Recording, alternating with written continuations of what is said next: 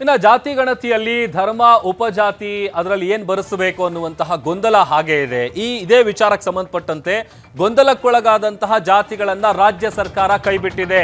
ಧರ್ಮ, ಜಾತಿ, ಉಪಜಾತಿ ಅದನ್ನ ನಮೂದು ಮಾಡೋದು ಬಿಡೋದು ಕುಟುಂಬದ ನಿರ್ಧಾರ ಅಂತೇಳಿ ಅವರ ಆಯ್ಕೆಗೆ ಆಯೋಗ ಬಿಟ್ಟಿದೆ.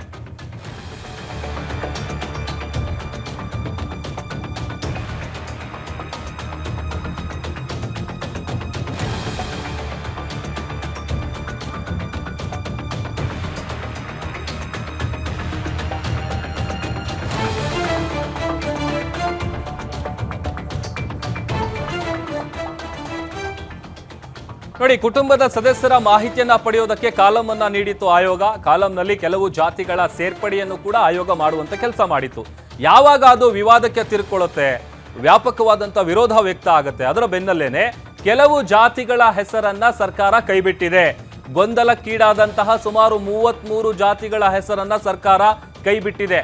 ಸ್ವಇಚ್ಛೆಯಿಂದ ಜಾತಿಗಳ ಹೆಸರನ್ನ ನಮೂದಿಸುವುದಕ್ಕೆ ಅವಕಾಶ ಕೊಡಲಾಗಿದೆ. ಇದಕ್ಕೆ ಸಂಬಂಧಪಟ್ಟಂತ ಸ್ಪಷ್ಟನೆಯನ್ನ ಆಯೋಗ ಕೊಟ್ಟಿದೆ. ಹಿಂದುಳಿದ ವರ್ಗಗಳ ಆಯೋಗದಿಂದ ಬಂದಿರುವಂತಹ ಸ್ಪಷ್ಟನೆ ಇದು.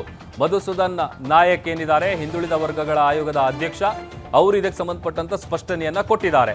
ಅದನ್ನ ನಮೂದಿಸಬೇಕಾ ಬೇಡವಾ ಅನ್ನುವಂಥದ್ದು ಅವರ ಆಯ್ಕೆಗೆ ಬಿಡುವಂತಹ ಕೆಲಸ ಆಗಿದೆ.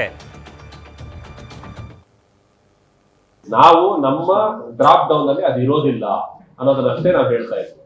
ಆ ಡ್ರಾಪ್ ಡೌನ್ ಕೂಡ ನಮ್ಮ ಗಣತಿದಾರರಿಗೆ ಅನುಕೂಲ ಆಗಲಿ ಅಂತ ಇಟ್ಕೊಂಡಿದ್ದು, ಬೇರೆ ಯಾರು ಪಬ್ಲಿಕ್ ಗೆ ಅಂತ ಅಲ್ಲ.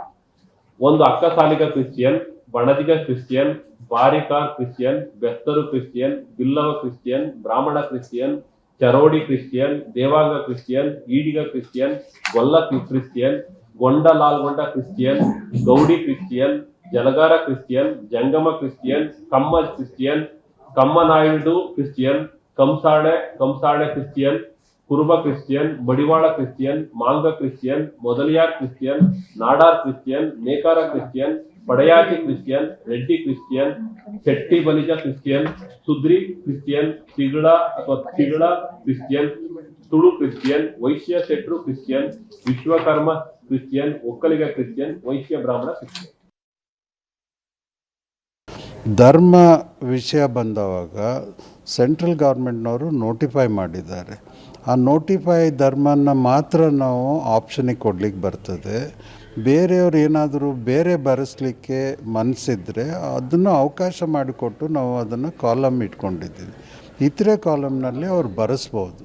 ಅದು ಬರೆಸ್ದವಾಗ ನಾವು ಎನಲೈಸ್ ಮಾಡುವಾಗ ಯಾವುದನ್ನು ಎಷ್ಟು ಮಟ್ಟಿಗೆ ತಗೊಳ್ಬೇಕು ಅಂತ ಆ ಸಮಯದಲ್ಲಿ ನಾವು ಅದ್ರ ಬಗ್ಗೆ ಚರ್ಚೆ ಮಾಡಿ ತೀರ್ಮಾನ ಮಾಡ್ತೀವಿ. ಈಗ ಅದಕ್ಕೂ ಮತ್ತು ಮುಂದೆ ತೀರ್ಮಾನ ಆಗೋದಕ್ಕೂ ಏನೂ ಕನೆಕ್ಷನ್ ಇಲ್ಲ. ಹೀಗಾಗಿ ಆ ಗೊಂದಲದಲ್ಲಿ ಯಾರು ವಿಚಾರಣೆ ಮಾಡೋ